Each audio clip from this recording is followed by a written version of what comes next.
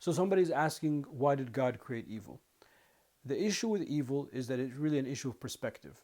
When we see something that's wrong or we see something that's evil, we as humans in our current context, we see that as something bad, rightfully so. But there might be a larger story behind that. And that's exactly the lesson that we get from the story of Moses and the Khidr in Surah Al-Kahf, that Moses is following, alayhi salam is following the Khidr, and the Khidr is doing all of these ludicrous things.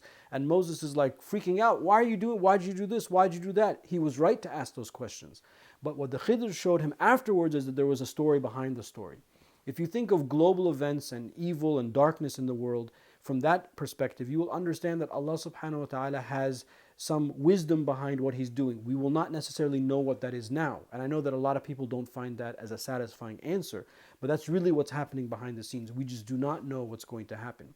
Furthermore, Allah ta'ala created us with trials and tribulations as a test to see how we're going to act. Because if you don't have any resistance, like with strength training, the resistance is what makes your muscles grow. Well, your spiritual muscle and your spiritual heart grows through those type of tests. You need those tests to see how you're going to act and how to react. So evil is an issue of perspective.